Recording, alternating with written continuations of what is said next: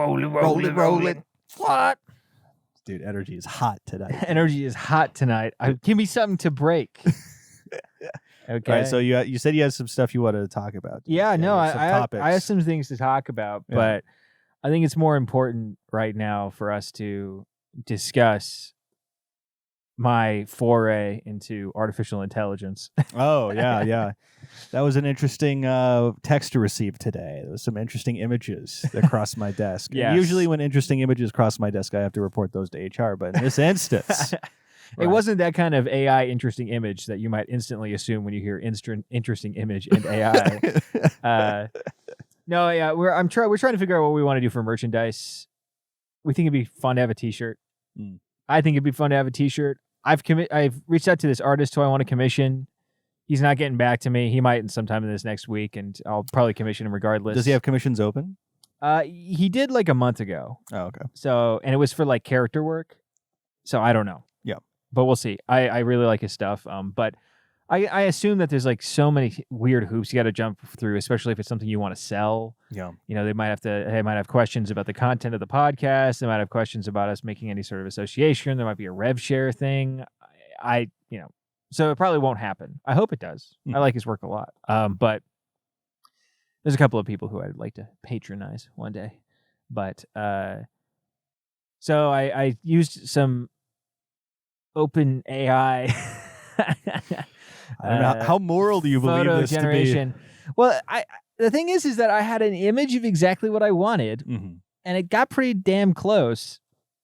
So I don't know. The thing is I would prefer say out of the 8 that you sent, the 8 images that you sent, I think 2 of them I was like, I don't think I could look at these and initially think this was made by AI. Yeah. 2 of them I thought, okay, I think you could trick an individual into believing this is not AI. Yeah. But yeah. Well, here's the thing: is that if I would like to patronize somebody. Yeah. If I knew an artist / it's like the people who I like are in high demand.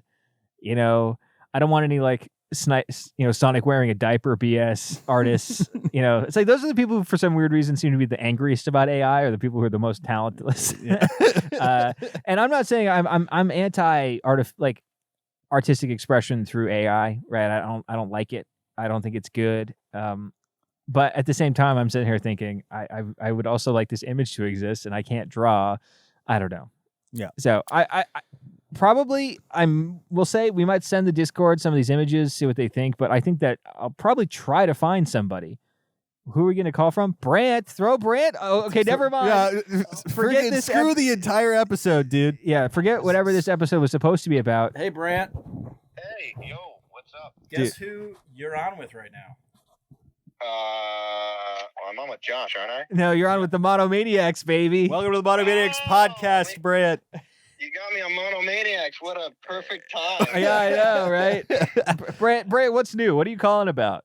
Dude, I am at a car dealership trying not to get browbeat by a Chicago Italian car dealer and his nephew, Nicky. Oh, no. So don't throw Nicky under the bus or under the Buick or what Chevrolet. Kind of, is it a second-hand place, or is this like a real dealership? No, this is a real dealership. A real deal. Oh, man, did I just connect my car? This is the real deal at a Toyota dealership. I drove 40 minutes to get here. Wow. Incredible. They have you where they want you then. Yeah. That's a sunk cost right there. Like, oh, hell, do I want to go home empty-handed? Oh, no, let me tell you. There was a little bit of rust on the corner side of the hood. Like, it's like spliced, like little veins going through it. And I could see color of rust dripping off the bottom of it. And I tell the guy, look, I'm a little worried about it. He gets his uncle. His uncle comes out, it's gold chain and everything, and he says, look. If we airbrush it, strip it, clean it, color code it, airbrush it, get rid of the rust, or whatever's there. He never admitted rust. He's like, would you buy it today? I was like, okay. Brant, you should have said, and then take $1,000 off of it. Going, and I go sit down back with his nephew Nicky, and literally every time I ask a tough question to Nicky, he goes and gets his uncle, and he beats me down again. Yeah, you're right where they want you, dude. Did they have free popcorn at least? No, bottled water. Bottled water. No coffee, no oil colored coffee, no popcorn. That's not a real dealership. Well, no. They offered me coffee. I didn't hear popcorn. I just wanted water. But I will say the inside of this place is pretty neat. They made it look like a little downtown on the inside. So they got like a movie theater facade and a grocery store facade. Dude, this is these guys. POV, you're about to lose $100,000. POV, you're about to invest in an asset that will depreciate. Yeah. No. Okay. He's getting to his own car. Okay. I mean, I talked to 2 managers tonight, and Nikki, and his dad, his uncle, or whatever. But you know what? I walked out. They gave, you know how many times they gave me well, I just don't know if it'll be here tomorrow.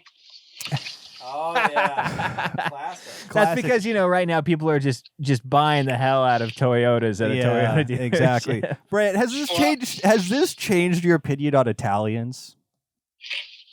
No, but it has certainly verified my opinions of car dealership owners. Safe response. Safe response. There might be a Venn diagram, but we're not going to explain it. Yeah, we're not going to talk about it. Brant. Okay, so Brant, say your piece. What else do you have to say before we let you go? Well, I was just going to say, it was like on Friday, I drove an hour to go look at a car. I had Josh on the phone the whole time. I get in. They didn't clean the thing. There was food stuck to the ceiling, the back of the steering wheel, and another thing that looked like a liquid. I won't describe what. I was so disgusted. The car smelled like musty and moldy. And I'm like, when I went through all the problems, you could see the guy's poker face just disappear. I could have haggled him down probably $3,000, $4,000, $5,000 if I wanted. I mean, a detail job probably cost what, $150? That probably would have been worth it. Yeah. Oh, well, it wasn't just a detail job. The steering wheel, it was pulling to the right, so it would have been an alignment. The musty mold smell is more than a detail job. Yeah. And then the wheel, when I turned left, it fought me to snap back to center. So I had this guy on the ropes. I could hear him talk to his manager on that one. And the guy's like, "Can we just clean the air? Get rid of the mold?" And the guy's like, "No, it's more than that. This guy is not going to budge." I felt like I had him by the Well, so you had him by the by the cajones, and then you walk out empty-handed. That's not a victory. I didn't look. I could have left a nasty Yelp review, and I might still do that. You know what? I could have left a nasty Yelp review. I could have got it for $1,000 in a song, baby. But I drove an hour and a half home. Yes. and I stopped at Wendy's and I got my Frosty and I ate it in the car. Thank you very much. Oh man, I'm gonna back you up on this though. You did exactly the right thing. So. Oh yeah, that was just not a good car to buy. I looked at the pictures. It's gross. Yeah, I'm just not sure about this one. I really want it. I'm hoping I'm not saying that too loud. I'm still in the parking lot. I really want it. They've already bugged your car, Brant. Price yet, but I think I can get this guy tomorrow. All right. Well, we're looking for an update. We'll inform the listeners about whether or not you were able to budge these Italians. You can talk about it in the next time you're on the pod. How about that? All right, I love it. Hopefully I'll have a new car by then. All right, will do. Best of luck, sir. Have a good one. See ya. All right, take care. Bye, Brant. Man, he just worms his way. I know every time. The lengths he is going to try to become the most oft guest on, or the oft discussed human being on this show. It's true. Honestly, he's been on the show more than I have at this point. Yeah, in the grand scheme, more than Josh has. I mean, definitely more than Josh. I think it probably goes you.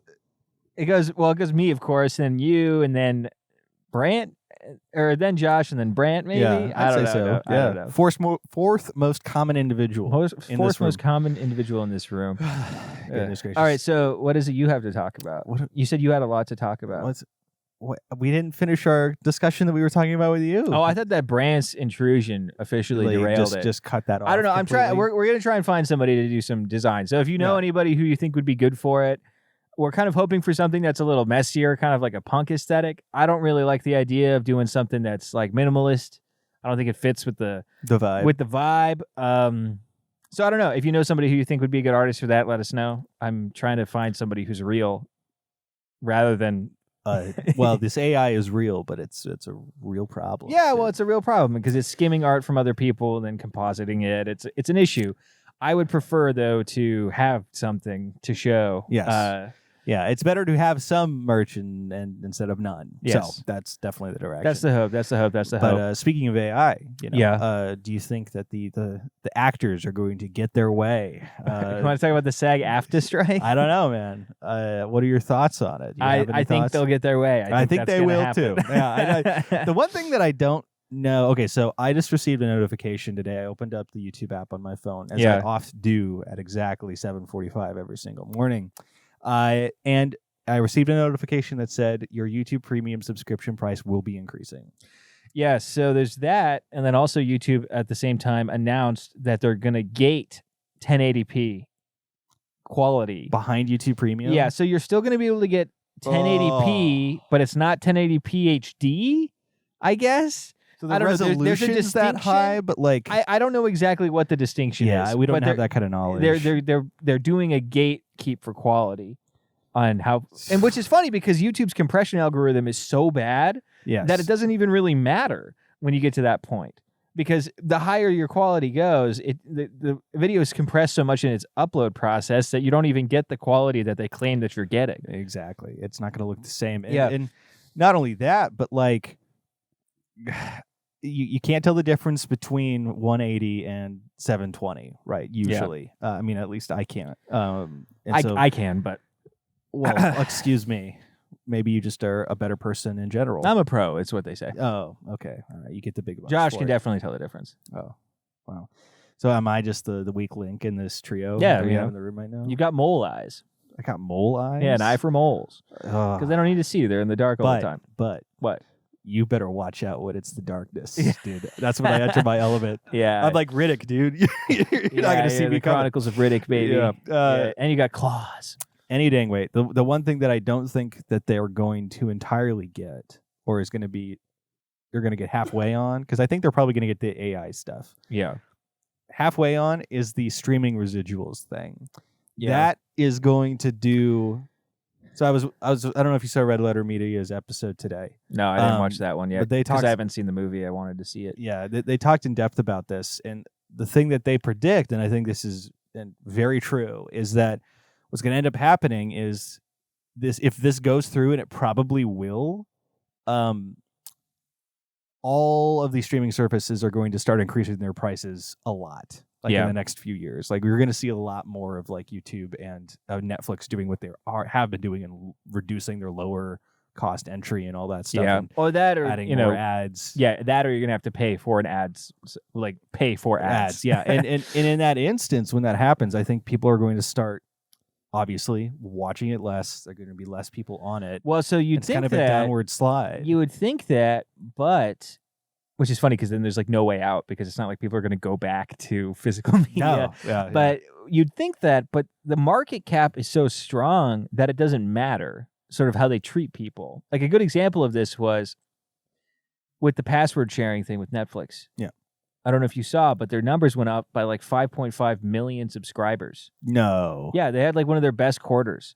Because everybody actually went ahead and bought Netflix Yeah, after they lost their password. It wasn't Wow. like, because everybody was like, oh man, Netflix, you're about to open up this whole new generation of pirates, baby. Everybody's going to go download their stuff illegally. No. People just took it and then paid for this Netflix subscription. Dude. So I don't know. I mean, the funny thing about Netflix specifically is that their catalog is bull. It's like there's nothing good on It's it. got significantly bad. Max is doing really well right now, dude, when it comes to catalog. Like, they've got all of the good stuff. Yeah, well, moment. you know, they're taking Venture Bros off, so I don't know. No way. Yeah, Venture Bros is going to be Why? off next month. Nobody knows. Jeez, what did somebody buy? Whatever. Yeah. This is inside baseball right now. Yeah. They got all of MythBusters on Max, by the way. Just found that out the other day. Whoa. Abby and I, when we were on vacation in Traverse City over the weekend, Yeah.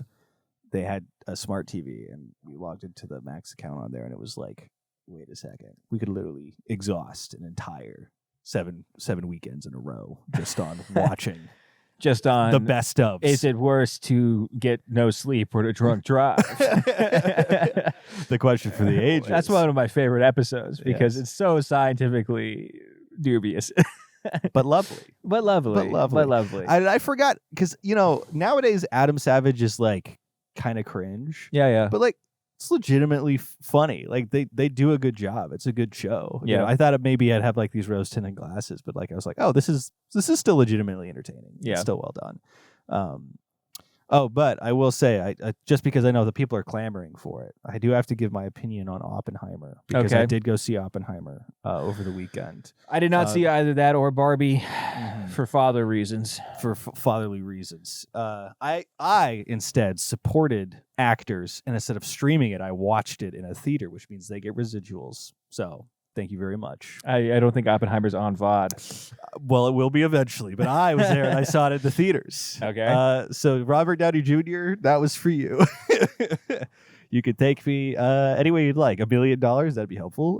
We really appreciate that. To the pod, of course. Yeah, to the pod. To the pod. Overall, really good. I think that a lot of people are going to be disappointed who really like Nolan for movies like Tenet and Inception and The Dark Knight.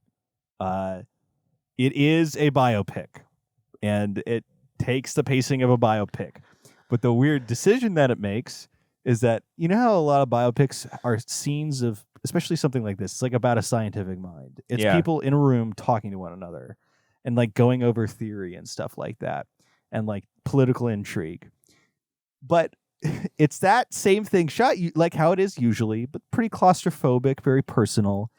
But it's got like the Inception and Dunkirk soundtrack running the entire time. Yeah. So I it's saw got some people complaining about that. Dude, I loved it, man. Somebody tweeted, they said it's like watching a commercial for Oppenheimer. For 3 hours. So that's true. That's true. It's the first third of it's definitely cut like a commercial, like a little too much. You start to get used to it, but like the whole time it's got like that, you know, because the soundtrack has bomb siren-esque noise in the background, like these siren sounds.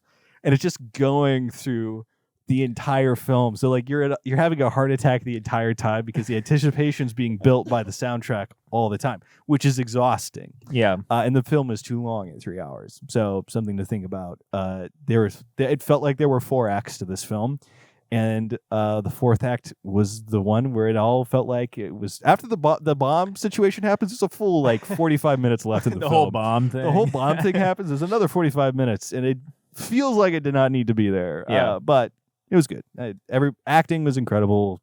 Go watch it. Go watch Oppenheimer. Yeah. Unless you do not want to see the sex scenes that Christopher Nolan created for Oppenheimer, the sex scenes he crafted for Oppenheimer. Because when you think of scientific discovery in the mid-20th century, you really think this is going to be a steamy operation. Dude, the hot and heavy. Well, so I didn't know this, but Oppenheimer was a womanizer, right? So he had several affairs. And so that's sort of like a central plot point. And so it makes sense in its inclusion. But I don't know if you do this, but I saw this headline like months ago. It had to be like 3 months ago. That was like Oppenheimer, Cillian Murphy is going to be full frontal nude in this movie, is what they said. This is what they claimed. That's what they were telling us. That's what people were talking about. And so you were disappointed. I was disappointed in a way. You know, there was him nude, but his legs were crossed as he sat on a chair. Okay. Right. So no full frontal nudity. We did not get that out of Oppenheimer. Okay. Part of me wonders if that you got to write that in your diary. You got to complain. I know, my diary. Complain to my diary. Complain to myself. Yeah. Part of me wonders whether or not that rumor arose because they shot it with full frontal nudity and they like wondered whether or not they were going to put it in the edit, but decided not to. But who knows? I can imagine. Like, imagine if you had just pulled some random person on the street who knew who Oppenheimer was, like off the top of their head, and you said, "Okay, we're going to make a movie about him. You know, what's your percentage likelihood of there being full frontal male nudity in it?" Oh goodness! And what if I told you a Barbie movie is going to be in theater that has no nudity in it at all? You know, if you were to tell me that there was going to be a reimagining of Barbie, you know, even though it's corporate sponsored or whatever, I imagine nudity being more likely than an Oppenheimer biopic. But it's true. Instead of dropping the bomb, you think he would drop? Never mind. Okay, so we're going to move on from that conversation. Because you haven't seen it, I won't. Well, let's not go into it too much. Okay. But I also had a very cinematography oriented, a cinematic week. My sister-in-law was in town, and we watched a lot of television because when you have a young baby, it's sort of what you do because it's hard to do anything else. Yeah. And so, can you turn me up? Actually, I feel like I'm yelling. We're watching, like I watched my first Studio Ghibli films. Watched Spirited Away and Howl's Moving Castle. Both a little slow. I feel like people really like just a few specific scenes in those movies and just kind of Sort of blow them forget up. about the rest, yeah, but they're very magical, I guess. They're very whimsical. Magical. Watched that. Watched an anime I didn't like that she was really into. Which one? Violet Evergarden. Never even heard of It's it. about a woman who loses her arms, more like a girl. She's like 14, who loses her arms in a war. Wow. Because she's trained as a child soldier. Nice. And then gets robo arms. Or not robo arms. They're more like, well, they are robo arms. Is this just Anita Battle Angel or? No, it's like, it's based in the 20th century. It's like post World War II, sort of, but in a fictional world where everybody's Germany. Hell yeah, dude. She loses her arms and then she spends the rest of this. She becomes a letter writer because there's no post office. So she works for a post company and nobody can read. So they have her write letters for them. But since she's a child soldier, she's so embattered and emotionally stunted and sociopathy. She can't understand people's emotions. So she learns about emotion by writing letters, dude, on a typewriter. This sounds terrible. Well, I mean, this sounds like look the worst thing. Look, I think that if you're a certain age and a girl, sure. I'm not going to judge anybody for enjoying it. I personally was not enjoying it very much. How about this? It sounds extremely like not my kind of exactly. thing. No, Yeah. that's fine. Like, everybody it's can not have my their shit. own. Everybody can have their own cuppa. My cuppa is not somebody. A lot of crying. Everybody cried all the time because it's like this vignette thing where she would like go to a place and then learn about a new emotion and then give a big monologue at the end about like, this is what loss is really about. Because the person who trained her to be a child soldier, the last words that he said as he died was, "I love you." But she doesn't know what that means. She doesn't know what it means to love. So she has to write letters. Did he love her in like a weird way or? I think there was a romantic element maybe, but it wasn't like sexual. Okay. I don't know. Because she's not that old is I know, all I'm saying. I know. But it is Japan, That doesn't justify it is 20th century Germany. There is a one episode in particular I thought was really funny because I guessed the twist like right away because it's from the perspective of another character, this little girl, and she shows up to begin writing letters for this little girl's mom, and the first shot of this mom is that she's like in bed and she's got a blanket over her, right?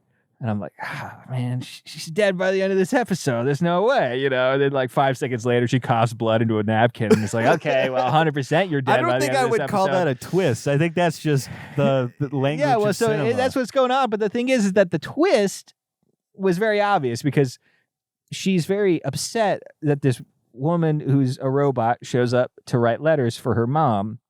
And she's writing these letters.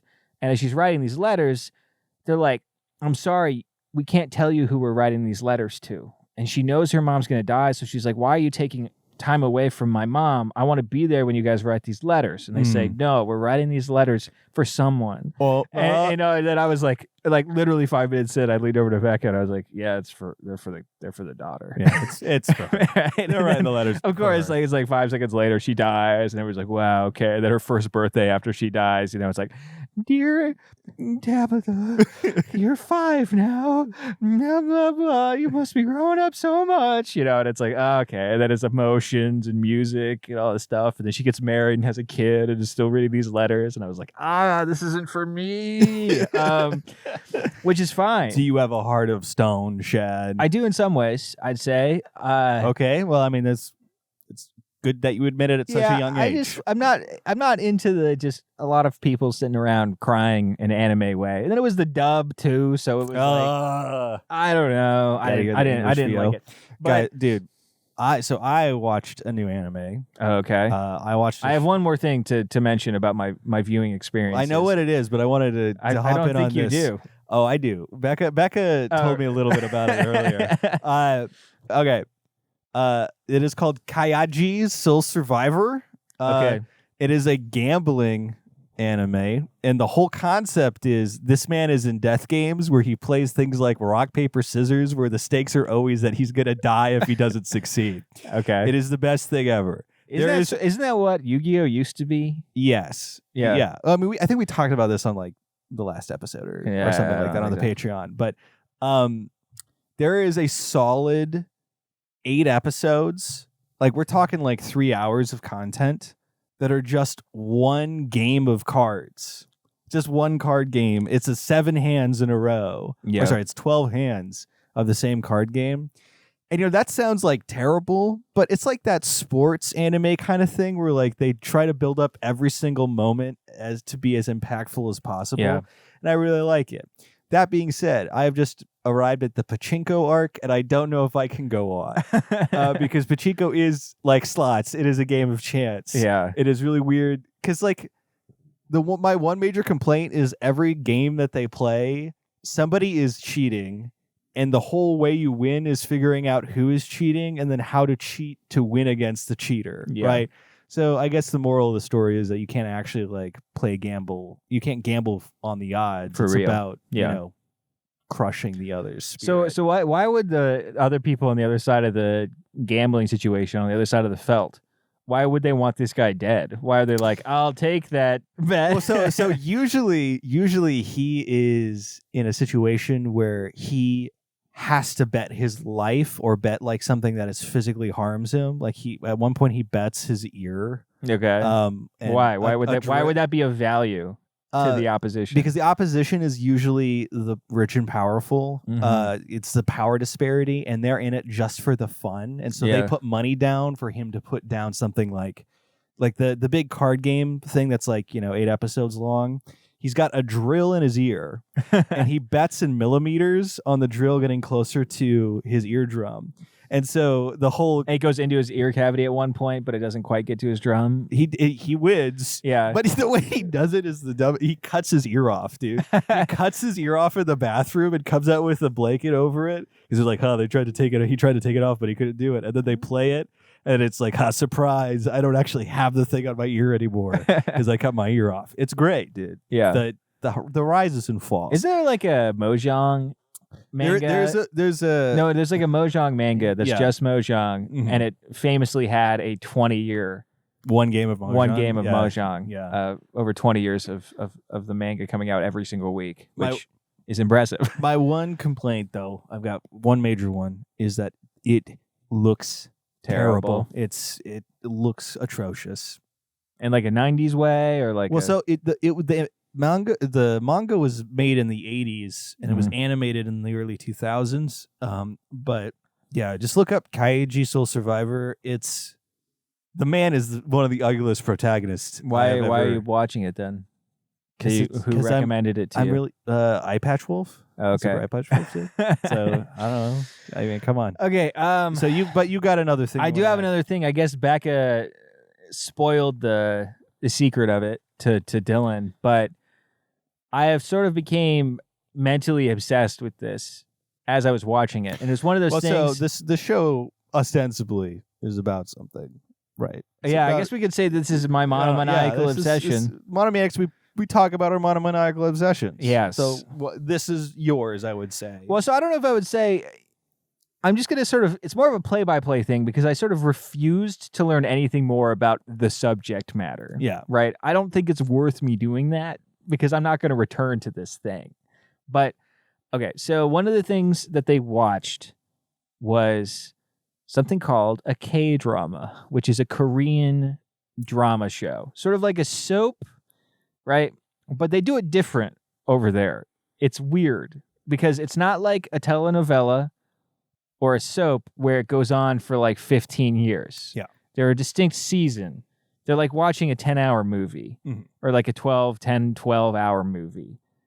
But it's just, very, okay. I'm just going to describe to you what the premise of this particular K-drama is, which I think is what was so insane about it. What's it called?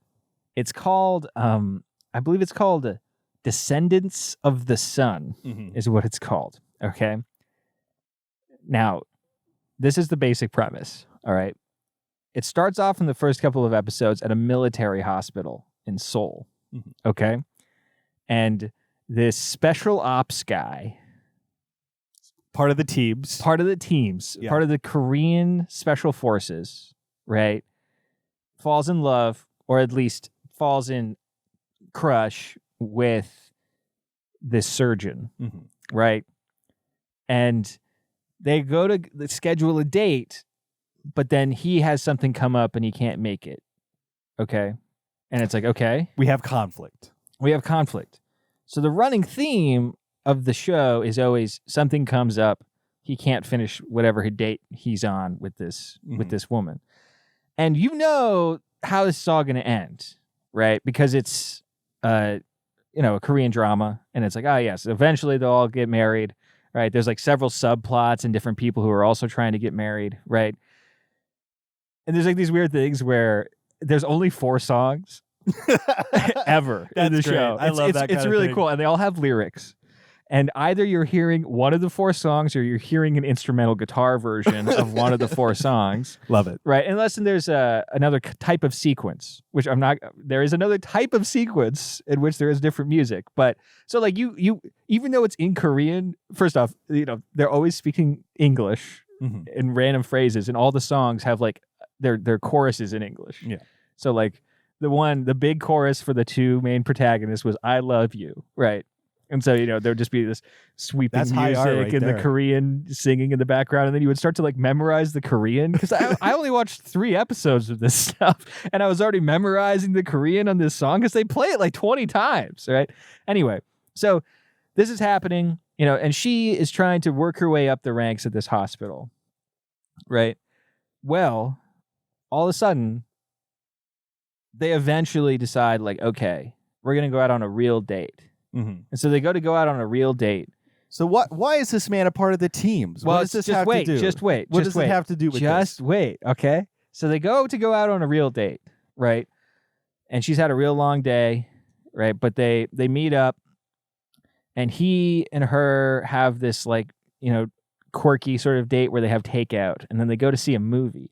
And as they're sitting waiting for the movie, he's walking through the hospital to pick her up, and on the television the Islamic State is beheading people, right? So he goes, and they're sitting in the movie theater, and he gets a call, and it's like, hey, we need the teams. So jump shot to them like on the roof of this hospital. No, not even yet. He's like, we need the teams, right? And he's like, okay, I have to go. The teams, they need the teams. And so he leaves, and it's like a shot to him on a cargo plane with a bunch of dudes, right? All in their combat gear. And they're like, where are we going? And it's like, it's Afghanistan. And then, it's like a nighttime air raid. Like they park their plane. There's like anti-aircraft guns going off, like the music swells, and it cuts back to her just sitting in a hospital room, and then it just ends, and that's like the first episode, right? Hell yeah, dude. And so I'm hooked. The second episode is him like cross-training with American Special Forces to go get these UN hostages, because Korea is technically a part of the UN. I don't know if the type of the part of the UN that we really lean on for special forces actions, but in the interest of this show, they are. And so I'm sitting here and I'm engrossed just based on that premise alone, right? Yeah. And so like I'm like, okay, I'm sold on the fact that this romance is for some reason being prevented because of ISIS, and this random Korean drama. And so they one of the funniest segments is that they do like it's one of those like bait and switches where it's like you have 90 seconds to finish this mission, right? Yeah. And they're like doing a fake mission, and then someone trips a smoke bomb, and it's like, oh, it was just a simulation. Yeah. And then the Americans show up, and they're pissed. They're mad at the Koreans. And the funny thing about Americans in K-dramas, or like white people in Asian media, period, which I'm sure occurs when you put, the way that we cast Asian people in Western media sometimes, where they just pick a white guy. Right, they don't have to be American. They could be ESL. right? It's just like, just pick a white guy. The jobs, fun fact, they're called white monkey jobs. They're jobs that you can get for being white in Asia. And so it'll be like, oh wait, what are you doing, man? Well, you guys ruined the exercise that we were doing, right? And then it cuts back to the Korean actor, and he's like, yeah, you guys ruined the exercise we were doing. Perfect American English. And then they do this like thing where him and the American Special Force boss, who sounds like he has fetal alcohol syndrome, have a knife fight, right? And the whole time they're having the knife fight, like these two other guys are narrating. It's like, yeah, this is what happens when two special forces meet in the field. They have to test each other's strengths, and they're all like swinging shovels at each other, right? Nearly killing each other, right? And so they do that, and then the funny thing is that this isn't the primary premise of the show. So this is in the second episode. We haven't even got to the establishing event of the show. You're teasing me, Shad. I know, but it's important that you were along for the ride, because essentially what happens is, so they successfully rescue the hostages. Yes. Right. But there's action. Thank God. There's action. And like, that's the other place where there's music, because there's like generic action music, because there's firefights and stuff. And it's like interspersed with her like getting into a cat fight with another female surgeon who she hates, right? So there's like her getting in a fight with a female surgeon and him killing jihadis, right? Like, listen, the differences between men and women, you know. Exactly. So they eventually, so he like gets back to Korea, and then they go on to try and have another date, and in the middle of that date, he gets a call, and it's like, look, you got to leave for 8 months to go station in a fake Balkan country called, like, I think it's called like Irk or something. We're inventing a fake country in the Balkans for you to go be a UN peacekeeper at. And he says, okay, I guess, well, I'm going to be gone for 8 months. And she's like, I can't wait for 8 months. I'm dumping you. And he's like, and then I love you. Right. He gets on the plane, flies off. There's like all these like, there's like flashbacks to the 3 times they've talked, and it goes on for like 15 minutes. Right? Yeah. It's insane. And so he goes to this foreign country, and then there's a time skip of like 1 month, and then she's now a media personality, a famous television surgeon who does like health advice on TV, right? But then there's going to be a UN health thing where they send a bunch of doctors to this UN peacekeeping base to go be UN peacekeeper doctors. Listen, they had to get together somehow. Well, so the thing is that she's like, well, I'm famous on TV. But then the owner of the hospital's like, we should go on a date. Psych, I want to have sex with you. And she's like, I'm not that kind of girl. All right, you're going to the Balkans, baby. No. So then they all go to the Balkans. And so now they're all hanging out at this, like, it looks like a mission church, like in South America. Yeah, like they just take this random mission church. They have this set. And they're all doing now. It's a drama, a military medical drama in the middle of this bombed out Balkans. And then the Balkans are hilarious because, you know, of course they have a bunch of random guys, white guys who are just doing the random voices. Everybody who's not Korean speaks English. Yeah, of course. And like there's this scene where she goes outside of the boundaries of the thing because she sees a kid like licking a shovel. And they've just got this like pack of kids like walking in circles, like just like being like, oh, you know, they're like animals. They're like picking up rocks and like smashing them together, and one's like licking a shovel, right?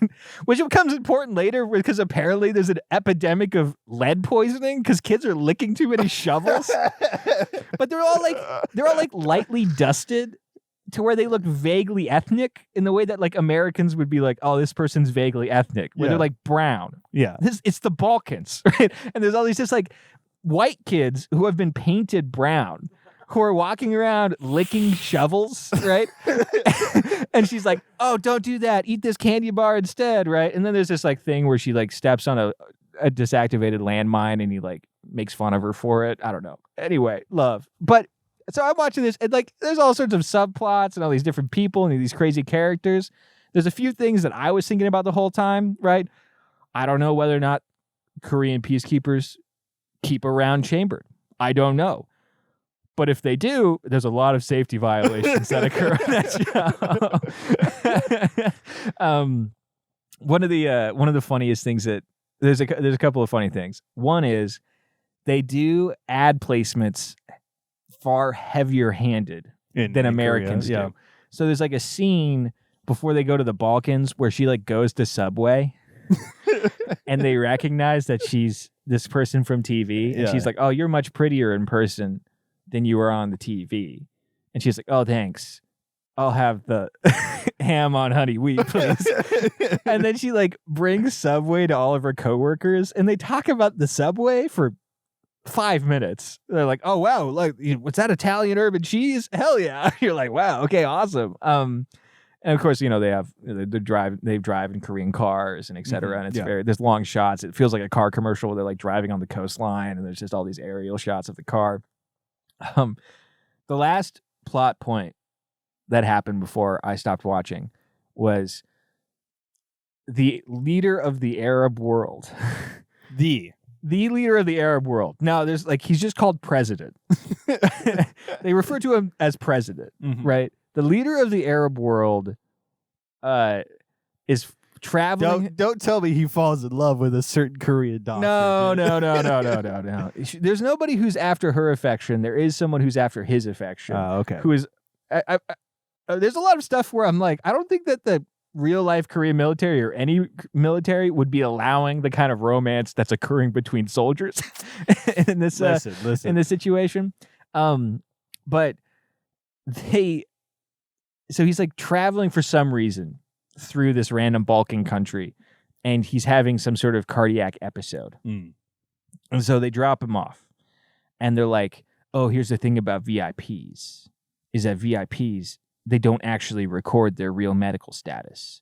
So you can't actually, here's his medical records. They're all redacted. And she's like, oh no. Well, how do we know how to treat him? And they're like, well, you just got to figure it out. And then there's this like obviously not Arab guy who's like, because it's he has the most diverse Arab security detail in the entire world. These random guys. And they go to this, and they're like, okay, her and all of her medical friends are like, okay, well, we got to figure this out. And they're like, does he have, he seems to be having heart issues. Oh, do we need to do this? Blah, blah, blah. And there's like, oh, no, blood's probably filling up his chest cavity. We need to open him up. We need to do surgery. Right. And when they say that, the bodyguard like pulls his gun out and points it at her in the head. And she's like, nobody does surgery on Arab president. The whole Arab world rely on him, right? And then she's like, no. Then she hits her back with English, of course. He's like, no, we got to open him up, man. And otherwise he's going to die in 20 minutes. And they're like, no, his doctor's going to be here in an hour. It's like, that's not going to be long enough, right? So they're having this argument. And then all of a sudden, like his entire bodyguard's crew like lines up with their guns and is like pointing him at him like, oh, put the scalpel down. But then the love interest is like, can you save him? And she's like, what? She's like, can you save him? It's like, I don't know, maybe. It's like, you need to give me an answer right now. She says, yes, I can save him. And so he pulls his pistol out. And so they're just stand up where they're all pointing guns at these guys. And one of the funniest lines, like, I don't know, they're yelling at each other. And it's like, you don't know what you're doing. There's no way he's going to survive. And then this Korean dude straight up looks at him and goes, Inshallah, if God wills it. And I was like, whoa, this is 2015. This is before the white boys were saying Inshallah. We got the Koreans saying Inshallah to K-drama, right? So, of course, they like do a standoff, and then they do the surgery, and it succeeds, and they're like, oh, is he going to wake up? And then he wakes up, and the person who finds out that he's woken up is like one of the kids who ate too much lead, like walks in and just points at him. It's like, this person's alive. It literally says, this man is alive. And then he gets up and he's like, oh, I am alive. And they're like, oh, the Arab world will forever be in your debt. So then they go to an offsite zone, and her and the love interest meet this Arab president, right? And he's like, oh, thank you for saving me, inshallah. He's like, oh, you have done the Arab world such a great service. I wish to give you a gift. And he has his assistant leave, and he comes back with a card and it looks like a silver postcard. Yeah. And he's like, if you give this to an Arab, the Arab people are forever in your debt. They will drop everything to help you. And they're like, what? It's like, this is a get out of jail Arab card.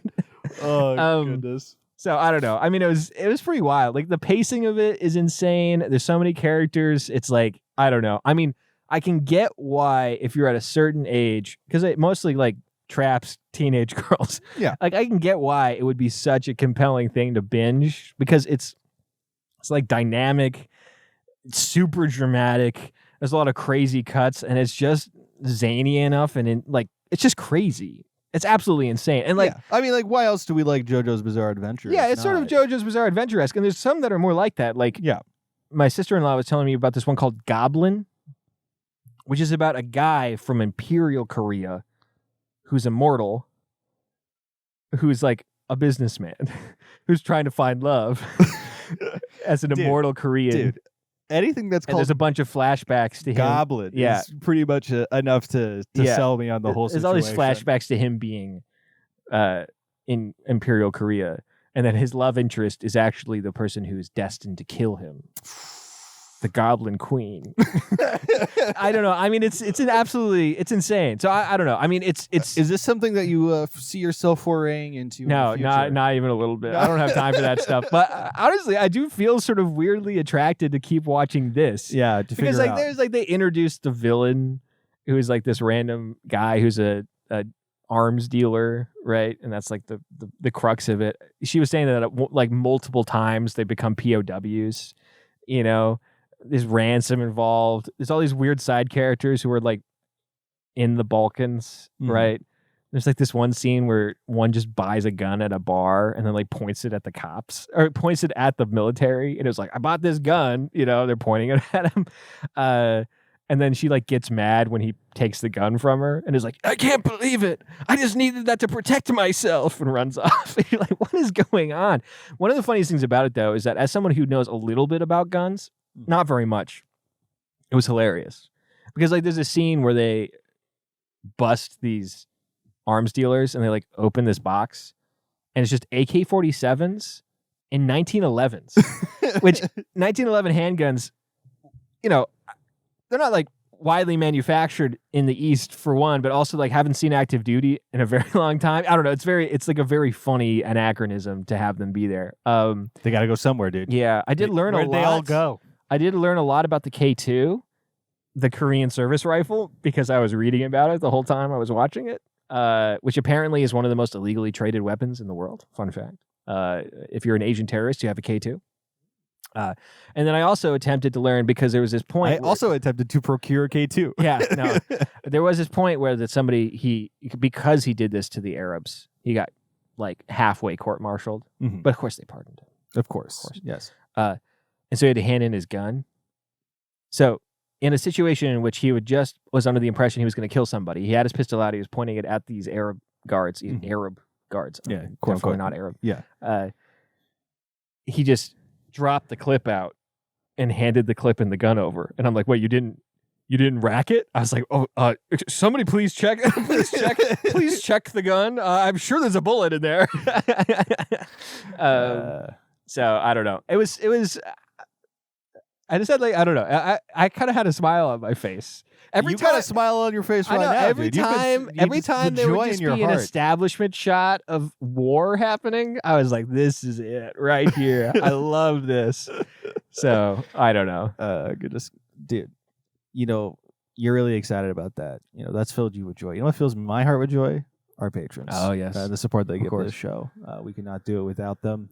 I want to thank our top patrons: Sammy Roberts, Luke Robson, Zach and Amber Strehle, and Joe Papalardo. Thank you so much for your support. Jen O'Connor told me she upped her subscription. She did. Yes, she did. She should be on the end card now. You're right. Yeah, she's got to be moved up there. Hey, Jane. How's it going? Good? No? It'll get better. All right. So one of the things that we got our Patreon post show. It's only $5 a month. We've got over 60 hours of content on that now.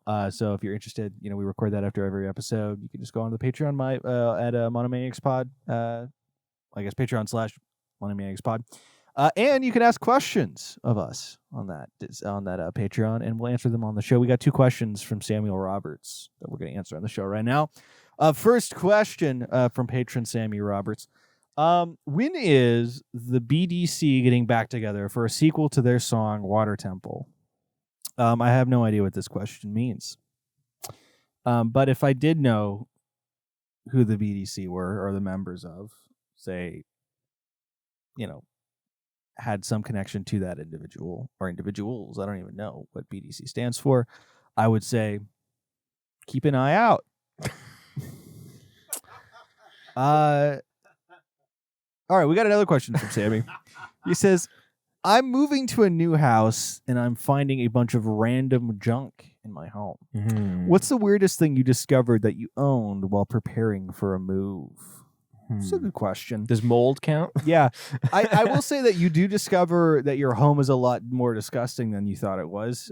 Because the crevices that you are not usually cleaning, you got to move that bed. And underneath that bed, it's not good. Not going to look great. So that's... Yeah, I can't think... I know there's plenty of clothes that I discover, like a hat or something or a coat. But so if I clean out my closet, there is like shirts that are brand new that I've had for 2 years that I've never worn. Right? Yeah. Like you find that stuff.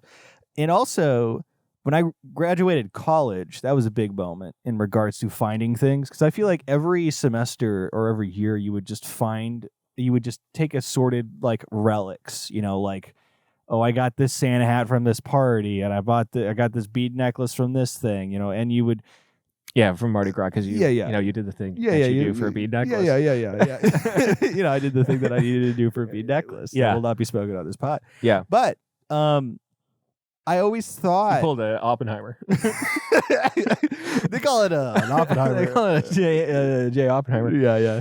Down in New Orleans, they call it the Oppenheimer. I feel like you think that these things, like a cowbell that I got for celebration and at the football games, right? You're like, oh, these are relics that I will keep into, have in a container for my whole college career. Yeah. And it's going to be like a chest of my college experience. Dude, the second I moved into an actual home and I looked through that, I was like, why the hell would I ever just have this stuff around? Yeah, I'm so glad that we have this space, because it's like, especially when you fully move into a place and you don't have all that much space, it's like your wife is going to take as much space as you let her. Yeah. And there's going to be a tension that exists in anything that you consider to be your space, right? And that's fine. That's the natural order of things. But it was funny how quickly, like, first off, it's like I'm now under the impression there is no space for me in my own home. I'm like, for my hobbies or the things that I enjoy owning or do, having, it's like, nope, they just don't belong in my house. They just don't, right? And so now they belong here, because it's like I can't set some space aside just for Shad. So, the second I moved out of my home office, it just, a day later, it became a brand new sitting room. Yeah. And I was like, you haven't moved a piece of furniture in like 6 months. And she's like, no, yeah, but now you're gone. So it's like, now it's her domain. So yeah, I was moving today some stuff from an old office space to a new office space where I work. And my boss was like, oh, I was looking at everything, and I think that if we just took a day, we took a day, we got everything and we just started moving it at the morning, and we just kind of wait till, ate lunch maybe, and then just, went to closing time. Yeah, we could do it. And I'm like, dude, no. I was like, you can't, it's never like that. No, you always tack an extra 8-9 hours onto any moving job, because you start to realize that just how much junk you have the second you have to actually pick it up and move it. I was looking at his bookshelves. He had like 2 whole bookshelves, and I'm like, these alone are going to take like 3 hours, because we can't put them all in like one box. Yeah. I don't know.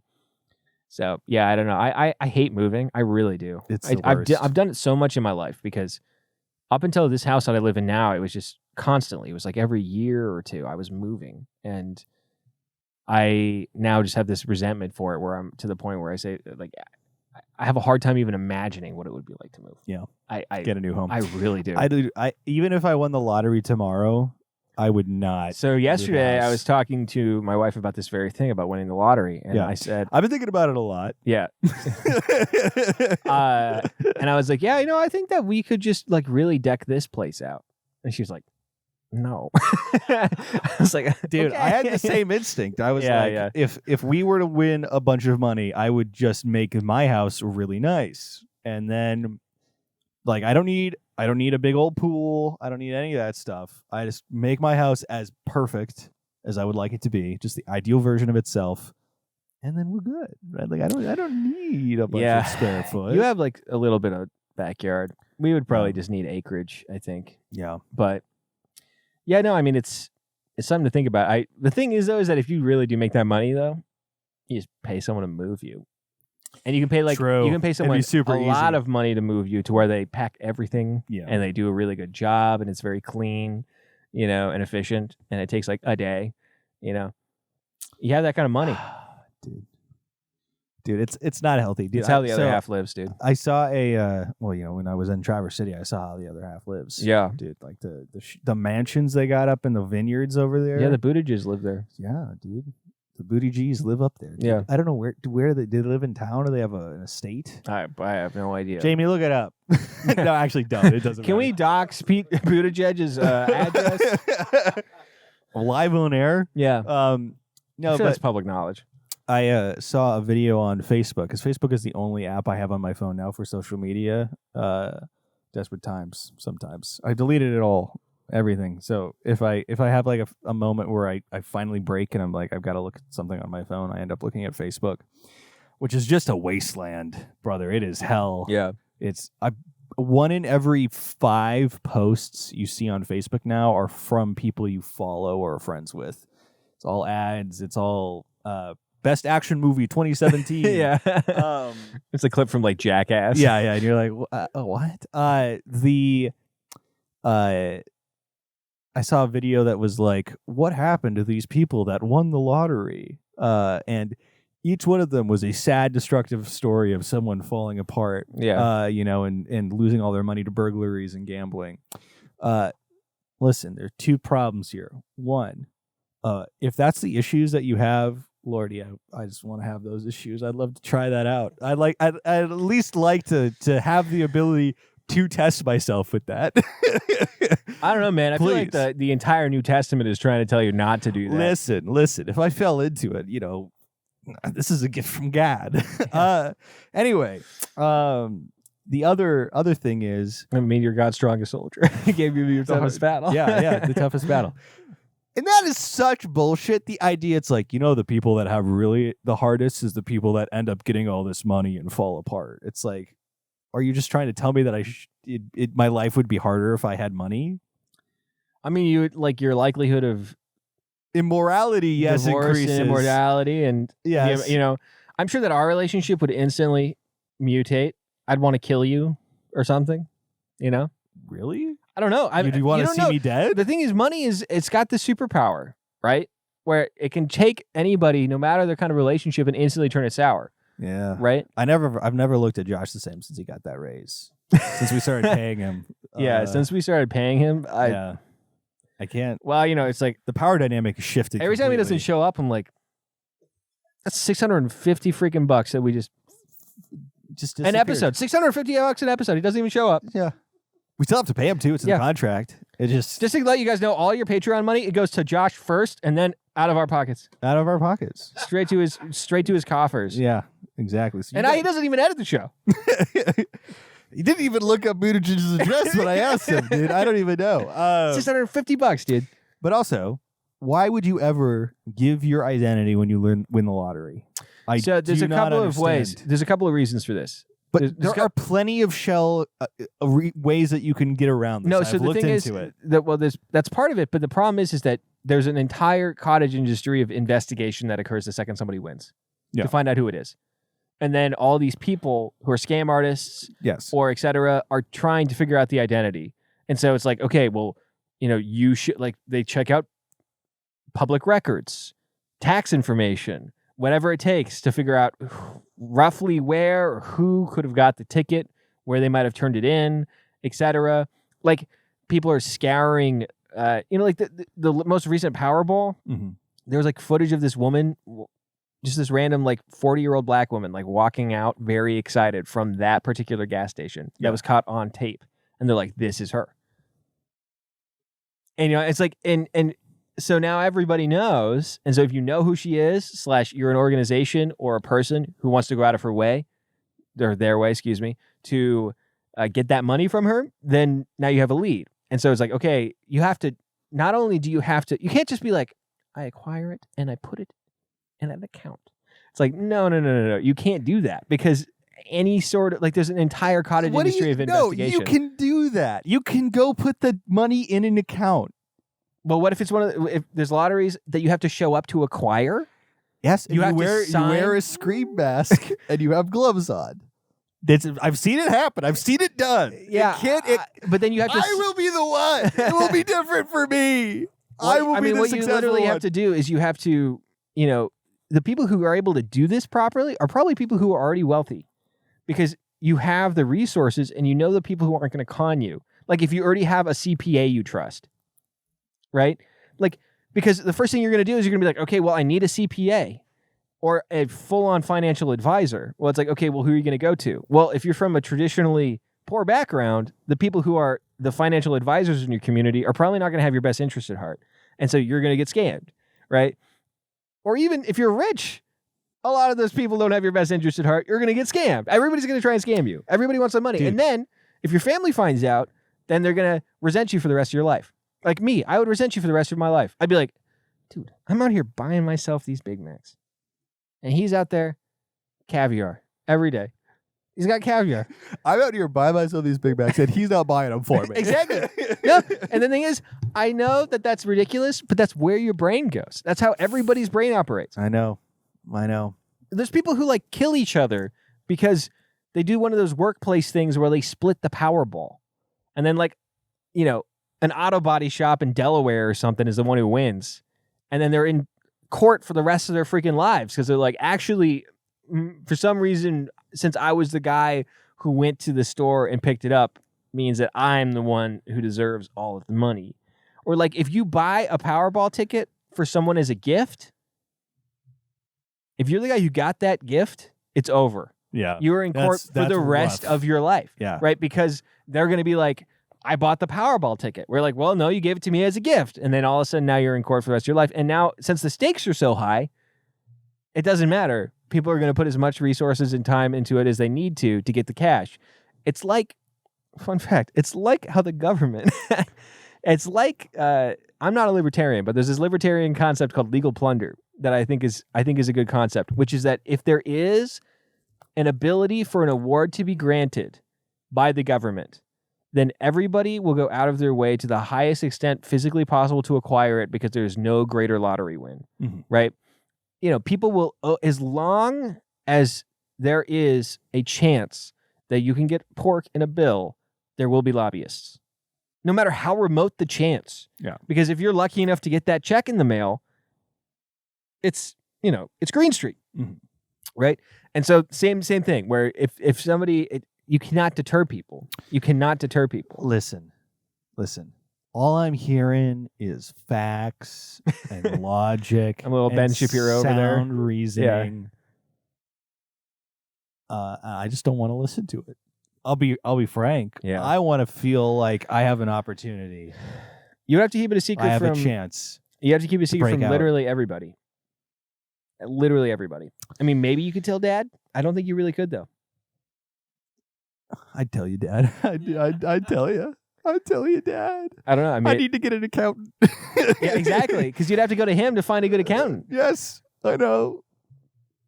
How much money would be hush money for you, Dad? What would it take? And it's like, okay. Imagine for a second you put it all. Okay, you do the thing that everybody's listen. No. This is a good thing to think about. You do the thing that everybody says they're going to do. Okay, which is no, I wouldn't quit my job. I'd put all the money away. So that what? So you can enjoy it when you retire? Well, you're not going to spend $500 million in your retirement so that you can Do what No, with no. it? Like, people are like, I'm such a saint because I'm not spending this money. Oh, you know, we'll put it into stock options. It'll accrue. Accrue to what? You have $500 million. Oh, I'm sorry, you're going to have $750 million by the time you retire? And then you're going to do what? All you can do with that kind of money is go to Monaco and spend it all at the Caesar. Like, I don't understand what you're supposed to do with that kind of money. No, see, that's the wrong way to go about it. What you do Is you donate it to the Catholic Church. I don't know. Like, no, they've already got plenty of money. They've got all that Incan gold. yeah, in the they got the Vatican. England gold. Yeah, they got it It's right all. next to the computer that has every Protestant's name in it. Dude, they got it all there. Dude. Yeah. They got all the blackmail. Okay, so what I would do, how are we doing on time, by the way? 5 over? 5 over. All right. Okay. The final word. All right, Dylan Strahle. Welcome what do you? This is Crossfire. All right, Dylan. Well, okay, you got the money. Oh, what do you do with it? 5 minutes. Well, first and foremost, I would quit my job.